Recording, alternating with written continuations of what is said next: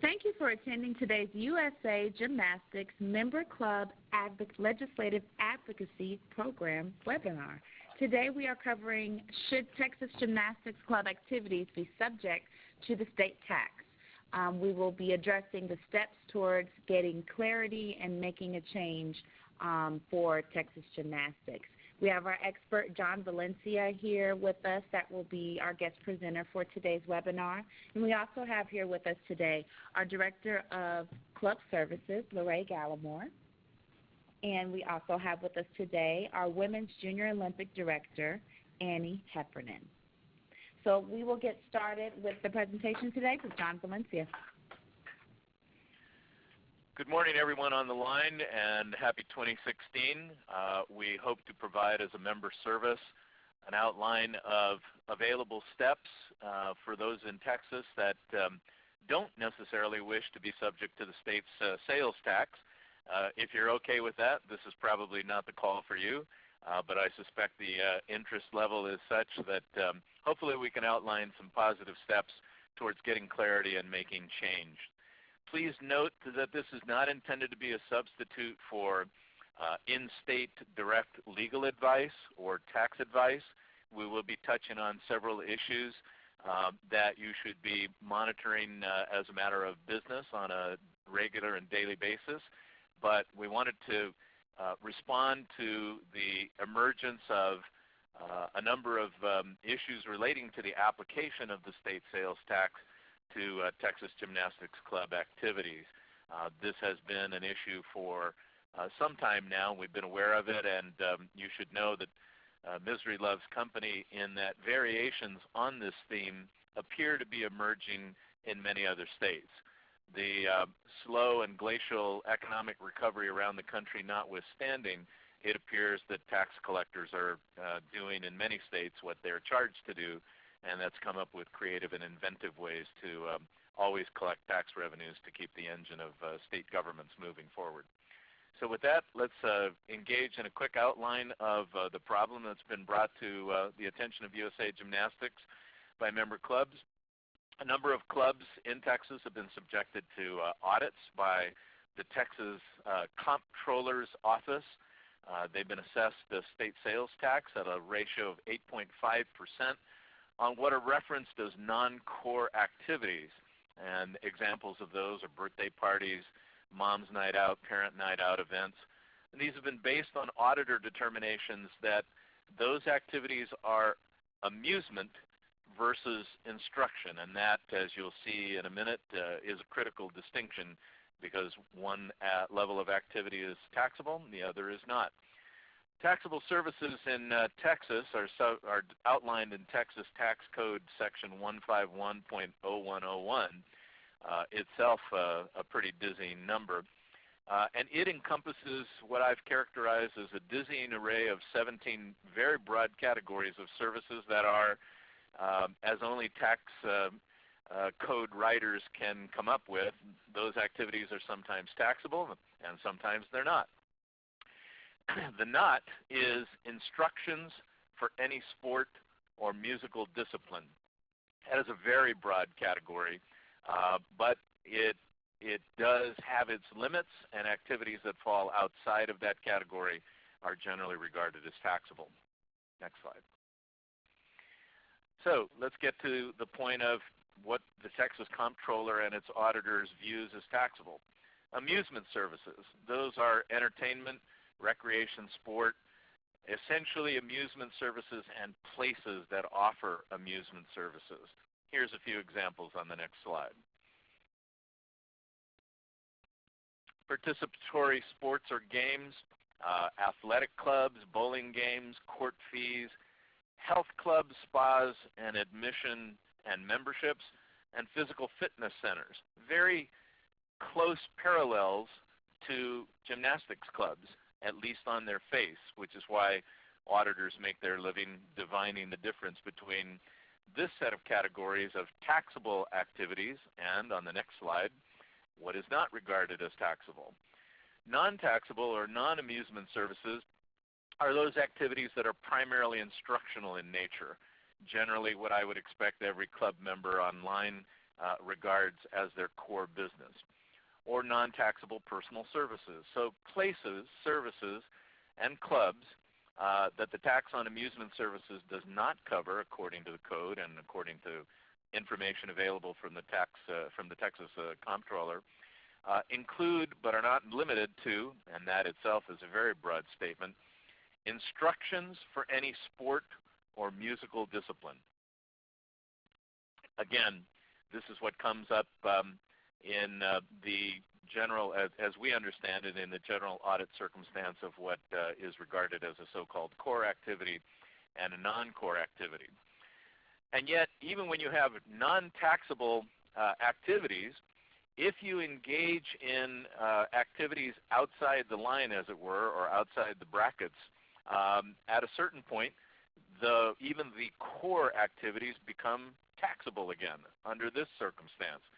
The occasional sale of not more than 10 admissions for amusement services during a 12-month period. So it appears that under Texas law, even if you venture away from core services and engage in birthday parties, mom's night out, parent night out activities, you have a limit, and that's without regard to whether or not you apply core instructional services. But therein lies the issue that is created by audits. Next slide. So we've got the circumstance now. We have a general sense of what is regarded as taxable. We have a general sense of what is regarded as non-taxable, your so-called core instructional activities. And when you wander away from those core activities, what can again become taxable after a certain limit? Has anything changed in Texas? Well, not really, in the sense that there doesn't seem to have been a big precipitous sweep or audit investigatory focus in Texas, notwithstanding the fact that it advertises itself as a low tax state. 8.5% is a state sales tax that's comparable to those of us out here on the left coast, where our base sales tax rate is in that same range. But reportedly, according to the coverage applied to the tax comptroller's office, there's a host of tax auditors that have been retiring, those with senior experience, and many of the auditors now in the employ of the comptroller have as little as 3 years or less experience on the job. Do be aware that whenever an audit comes about, the audits can occur for multiple years. Prior productive taxable years means those accounts that are capable of being reviewed for adjustments of more than $10,000 in previous audits. So that's a tripwire or a threshold that may actually trigger additional reviews of prior years. In short, if you're a successful business and it appears that there have not been sales tax payments in prior years, you can probably anticipate that if you're visited by the auditor. But again, it does not appear that a great deal has changed on the Texas scene other than the reporting to USA Gymnastics of the emergence of these audits. The problem, of course, is that those Texas clubs who have been audited or are likely to be audited get hit with a significantly larger sales tax obligation than colleagues in the industry. And it is at present, unfortunately, apparently a relatively small number of audits, but the reason USA Gymnastics is providing this overview is that there is the potential for all gymnastics instructional schools in the state or facilities to be subject to the audit and the outcome for inconsistent and unfair results. Some clubs may be more capable in their defense. They may have attorneys that know the system there or CPAs that know the system there better than others. But the possibility for inconsistent and unfair results is what concerns the organization and certainly those of you in Texas.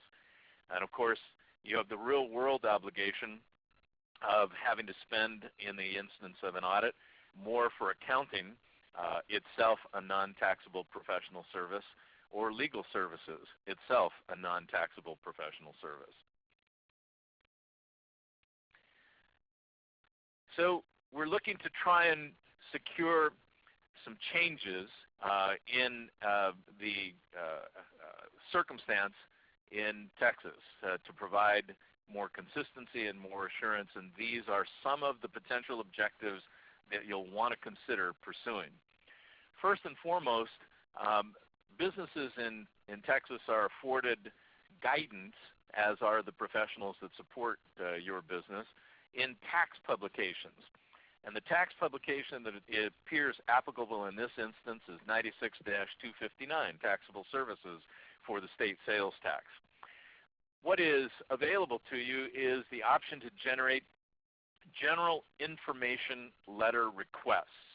When I contacted the Comptroller's office in preparation for this presentation, I asked whether there was a preference at their end on receiving requests for general information letters or private letters. There was none, so both options are afforded.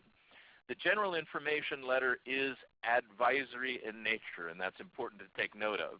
But it's good initial basic general guidance, and if you've ever taken a look at the publication, and I hope you will after this call if you've not done so previously, it's fairly instructive.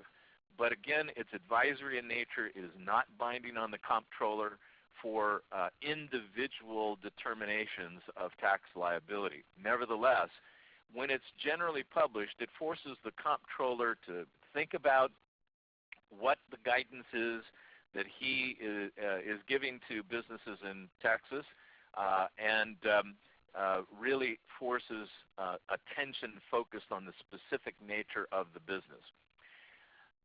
Alternatively, collaborating with one another so that the input to the comptroller is consistent, ensuring that there is consistency in the output generated by the comptroller.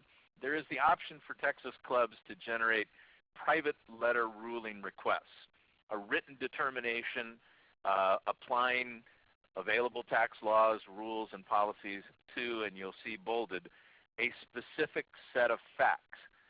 Now, it'll be up to clubs to collaborate to form that specific set of facts, but obviously the problem, as we outlined in the initial slides, is this distinction between what is regarded as a core service, a non-taxable instructional activity, and a non-core service, something that's regarded as amusement.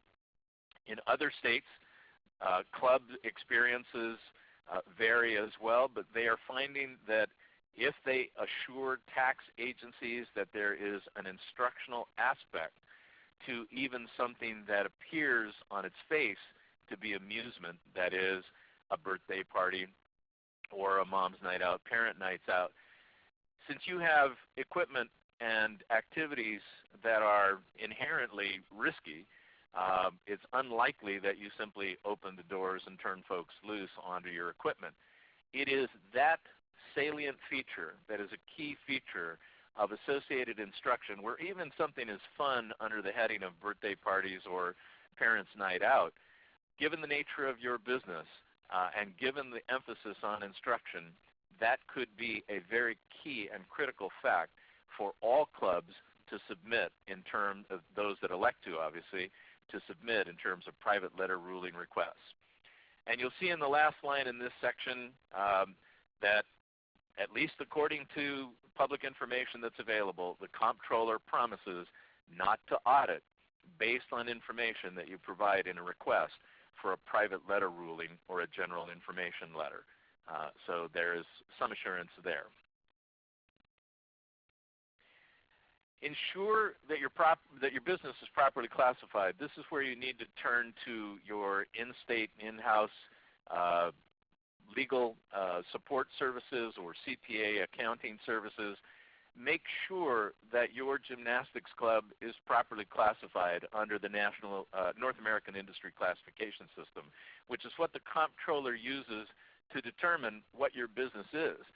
First steps first, you want to be sure that your tax classification for your tax returns show that you are primarily engaged in offering instruction in athletic activities to groups or individuals. That in and of itself may spare those on the call and participating today, or those of your colleagues that are not participating who may not be aware of their tax classification that opens them up to questions and inquiries, this may be and looks to be a first line of defense. So ensure that you are properly classified. Next slide. So the private letter rulings, I won't go through each element here, but as you collaborate and as you prepare to consider utilizing this tool, by all means take note of each element that you'll be submitting to the comptroller.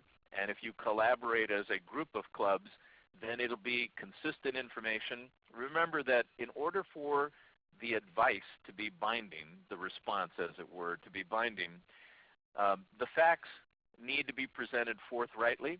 And when you get the response, know that the comptroller pledges only insulation from further action if your activities remain inside the line of what is provided by way of the private letter ruling. Alternatively, if the Texas comptroller can't, either as a result of inadequate statutory authority, and that is a very real possibility. You've seen how vague and generally stated Texas law is, but it will be a matter of interpretation at the comptroller's office. If he determines that he lacks adequate statutory authority to respond positively to member clubs in Texas, or he won't, in the sense that he does not exercise political will to do so, and make that interpretation to issue helpful, clarifying private and public guidance on which all member clubs in Texas can rely, then it'll probably be necessary to seek out legislation that spells out what gymnastic services are and are not taxable. More definition and more precision to the very generally stated information that you've already seen when we began. Next slide. Member participation to achieve that outcome will be key. There is strength in numbers. Every Texas USA Gymnastics member club should participate, unless of course they don't mind being subject to the applicability of the state sales tax, because in the view of many in Texas, and I share that view, it's probably not a matter of if, but when the tax man knocks on the door. Tax collectors do what they are charged to do, and that's go out and collect tax. Next slide. You'll need to activate members, and there's already been an example of the effectiveness of that activation. I've met Texas member clubs and leaders at the various congresses, and we know that in Texas, as in many states, there is that capability. Create an inventory of who knows who in Texas government. Expand the coalition statewide to the other businesses that you know are likely to be adversely affected by the tax policy, those in similar sport instructions activities. Build a critical mass that can't be ignored, and organize. Not everyone can do everything. Texas is an enormous state, but you will need a committee of volunteers who agree to marshal and coordinate efforts from the 4 points of the compass relating to Texas. Once you're organized, let's think about framing up a letter on behalf of all members of the organization and whatever coalition members you invite in to ask for a meeting with the comptroller. You've tried letters, you've gotten responses, perhaps they're inconsistent, perhaps they just don't provide enough assurance, and you'd be more comfortable with the leading elected official in tax policy in Texas giving you the assurance that you're looking for. Ask for that meeting. Delegate a small number of representatives of the broader coalition to meet with the comptroller and any aides that he includes in the meeting. Include a fact sheet on, and USA Gymnastics is available to assist in that development. Include a fact sheet on what gymnastics clubs and the sport and the industry mean to the state of Texas, including the economic significance of all the other coalition members from various sports and disciplines that are similarly affected really mean to the state of Texas. After a reasonable time and calls to cement the appointment, make the letter public. You want to do this to allow for a private opportunity to respond, and then go public, use social media, use traditional media. It is your ally. If you've got the meeting, then be positive about the meeting and be positive about what you hope to achieve with it. If for some reason the meeting is rejected, then be straightforward but professional in terms of the non-responsiveness of the comptroller. This is why every member club is important, because every member club is someone's constituent. And as a constituent, each affected member club wants to copy every single member of the Texas legislature. Why? Well, if you do find that it is necessary to effectuate a change in Texas tax statute to gain more precision and more assurance of what's carved in and what's carved out of tax liability, every vote will matter. And each legislator has the capacity to pick up the phone and call the Texas comptroller, send a note, send an email, rattle the cage, and say, why aren't you helping the businesses in my community or communities secure the relief that they're looking for? You have that discretion, or I'll work with you to make a statutory change to give you that discretion or to give you that clarity. Next step. So eventually, you're going to want to copy every legislator's local paper and a guest op-ed outlining the problem, outlining the solution, and what it is your objective is in terms of pursuing that outcome, whether, again, it is by way of persuading the comptroller to exercise discretion, or whether it is to have to secure an actual change in Texas statute. And don't think small. Play big and play bigger than you are. Not only are you seeking additional coalition members, but remember that you are established economic presences in each of the communities that you're active in.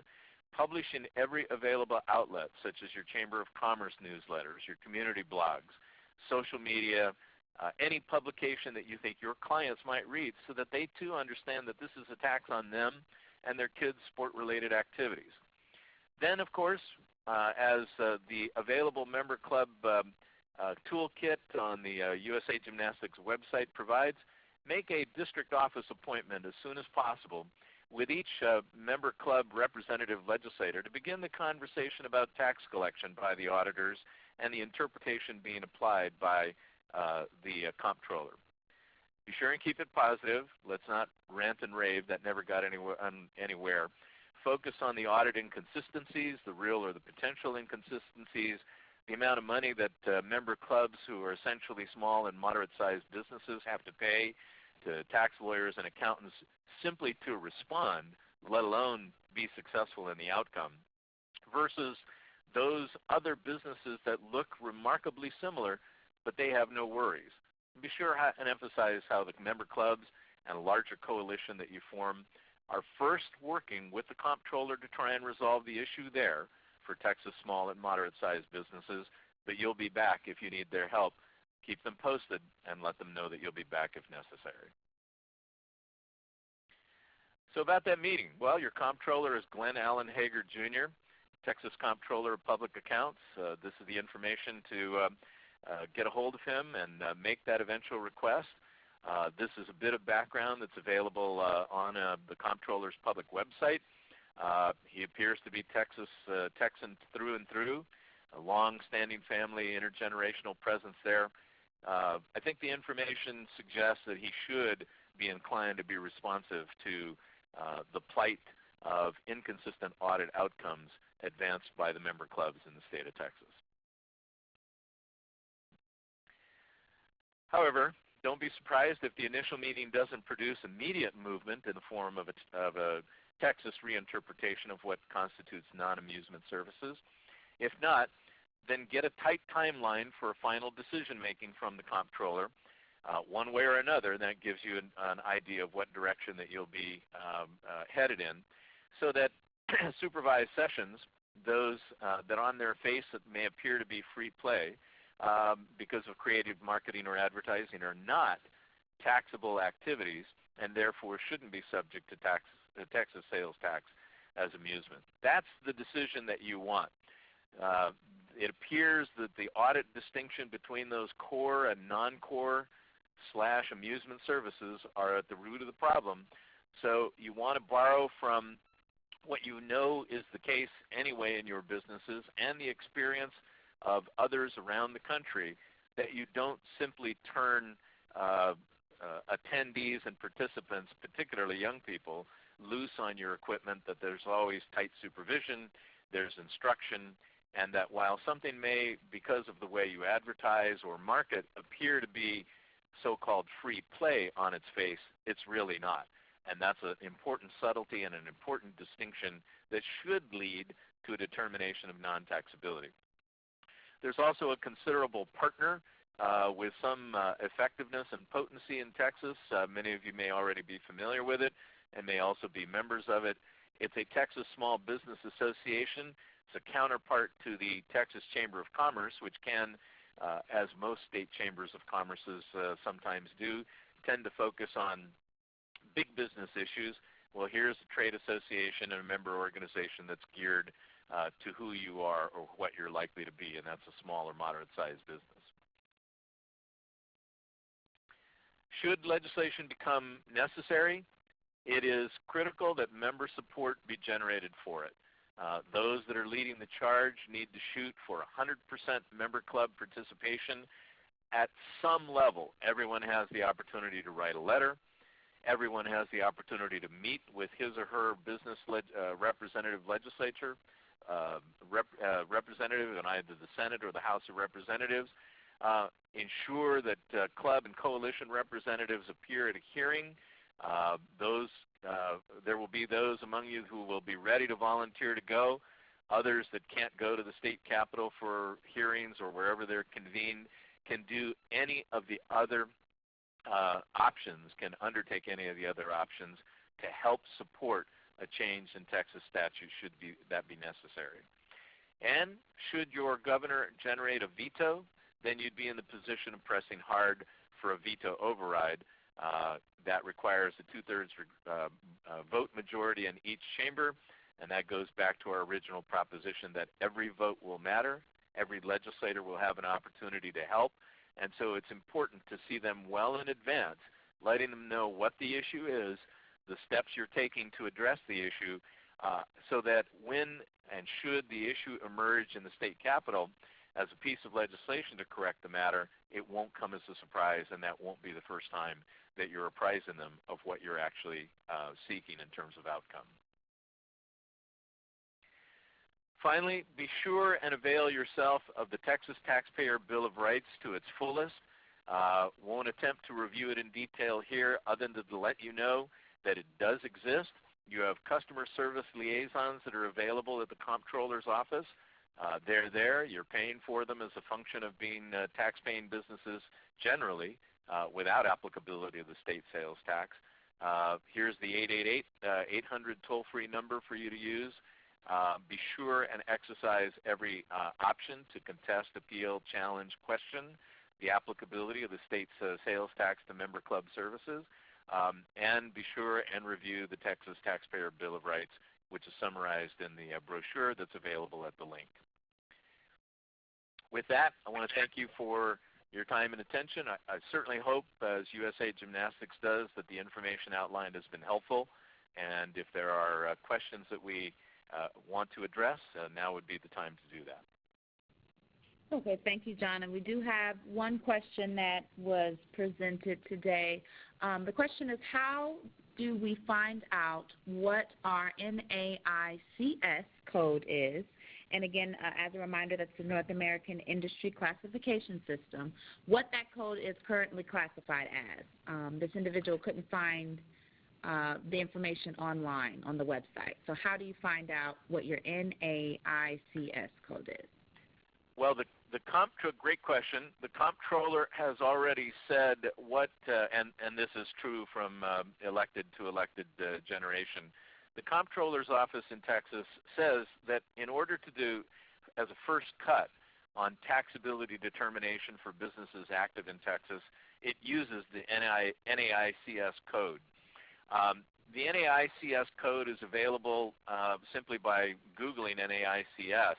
But really what you're after on an individual business basis is a question that shouldn't, at least if it were directed to me as an attorney, or as a CPA shouldn't cost to ask your accountant, your tax preparer, or your tax lawyer what business classification is being used on your company corporate business tax return submitted annually to both the federal government and to the state of Texas. So the answer is ask your tax preparer, your CPA, or your tax lawyer what classification is being used for your business and review whether or not it's the right classification. As a matter of first impression at the comptroller's office, a different classification may wind up subjecting you to the amusement perspective of what your business is. You saw the close parallel in one of the opening slides between those businesses that are regarded as amusement-based, including health clubs. Well, you don't want to be classified as a health club. That's a different number. I don't know what it is. You want to be classified as an instructional school or instructional sports club. That is the NAICS code that's applied, and as a matter of first impression, should be the one, at least in my opinion from afar, should be the one that your tax preparer, accountant, or tax lawyer is using in submitting your tax returns. Okay, wonderful. Our next question, what can be done if you've been paying sales tax because of what the interpretation has been of amusement, and now you would like to appeal this so you no longer have to pay those sales tax? Well, two initial responses, of course, and it's a good thing we wound up on the last slide focusing on the Texas Taxpayer Bill of Rights. There is such a thing called statute of limitations. I don't know exactly what it would be in Texas, but first and foremost, call the customer service liaison at the comptroller's office and ask about what your options are to contest, appeal, or challenge even past applications of sales taxes to your club services and activities. Be sure and review the brochure outlining what the Texas Taxpayer Bill of Rights is. That does speak to every taxpayer's right in Texas to contest, appeal, or challenge the applicability of any particular tax, including the sales tax, to your business. Unfortunately, from a business spending perspective, it is probable that you will need professional support services.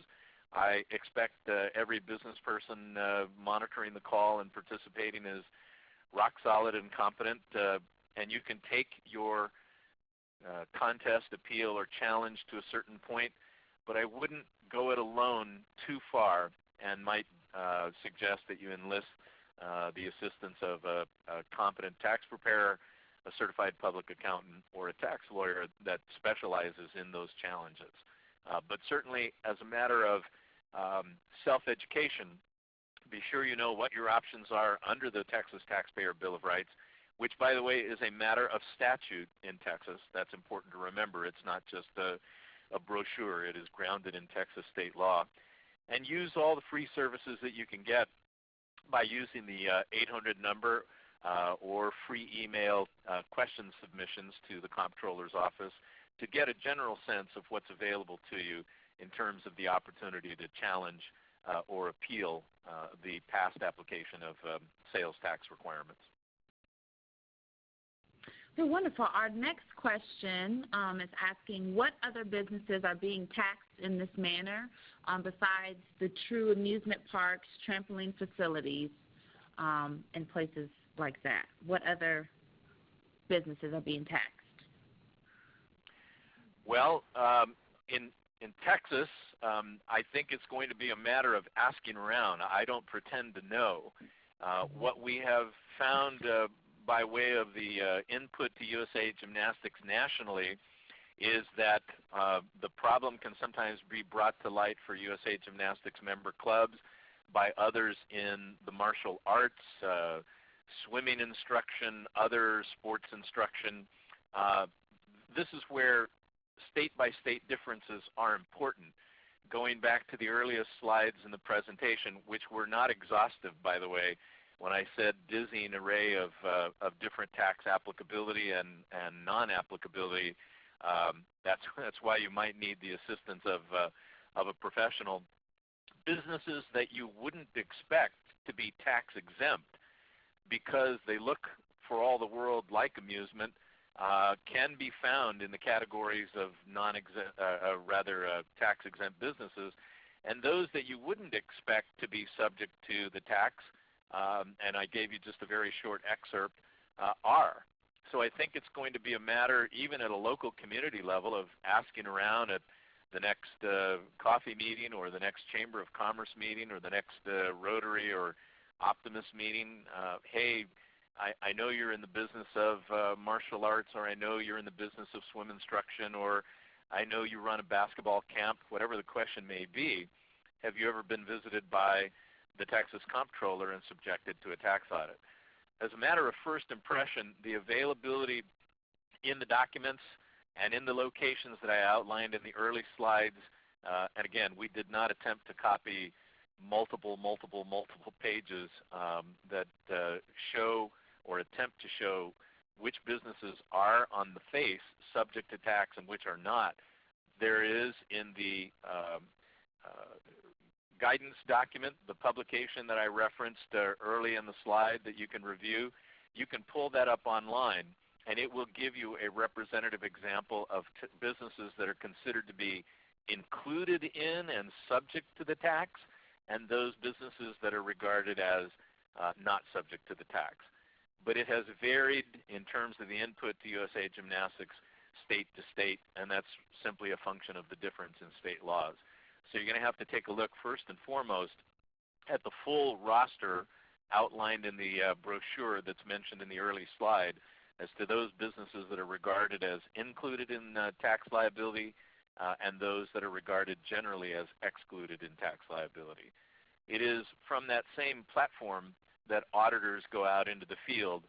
They'll pass some businesses that on their face they understand or believe to be exempt from sales tax applicability, and there are those that fall in their interpretation readily into sales tax collection liability, and those will be the businesses that they will visit.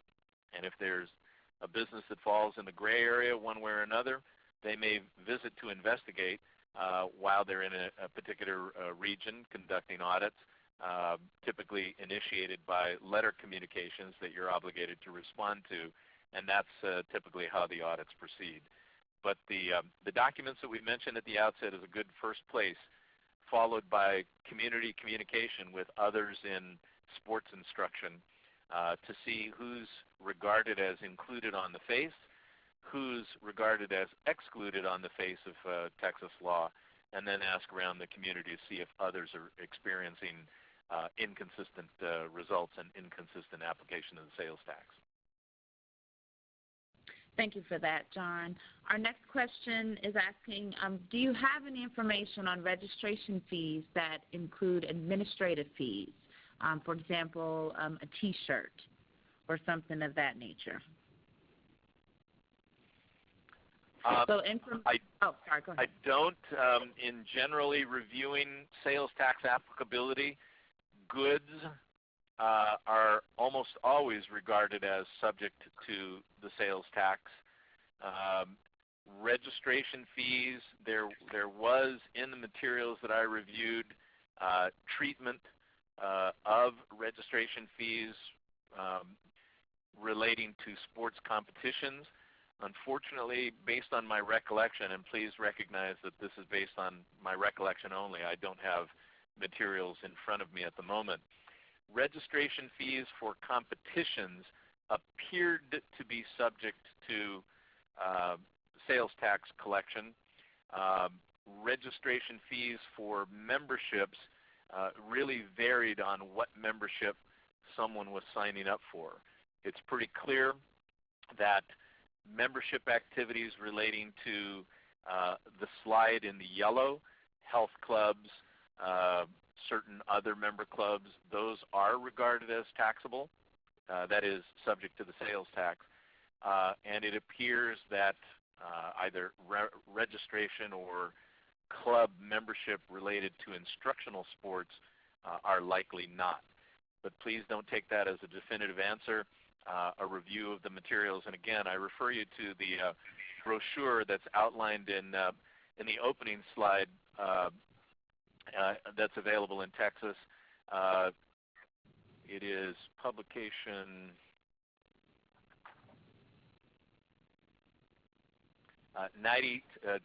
Texas Tax Publication 96-259, Taxable Services. It's available on the Comptroller's website under the category of publications, and then you go to that specific number and click on it, and online will pop up the Comptroller's current view, and I think that'll go a long way towards answering your question, because it also relates to sales tax applicability to services that occasionally include goods and club registration or membership, and it does distinguish, as I recall, between those club activities that on their face are regarded as amusement, like a health club, versus an instructional sports club like a gymnastics club.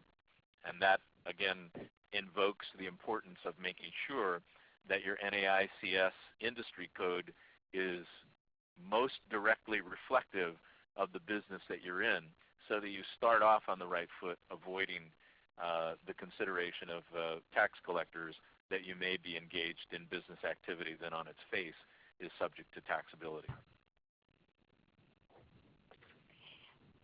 Thank you, John. This is Lorraine Gallimore from USA Gymnastics, and we'd like to thank you for taking the time to pull together the clubs in Texas.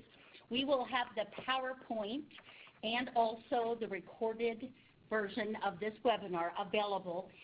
We will send both links to your state chair, and she can disseminate this to the rest of the members. We will also post it on our website on the webinars page for people to be able to get to it. So that way you can share it, and everybody can get together with your state and regional chair and move forward. Once again, John Valencia, thank you for your time and expertise. This is one of your member club benefits of USA Gymnastics, and we appreciate all the volunteers, your state and regional chairs, that pull everything together for you and share this information so you can continue a healthy business without having the taxes. Yes, and thank you, Lorraine. We do have just a couple more questions here before we end up. Our next question is asking about meet entry fees. Are meet entry fees taxable?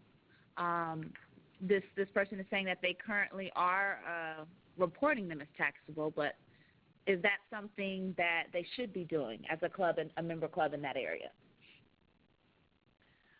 Again, that is a specific request for what constitutes state-based legal or tax advice. I just don't know that we can offer that here.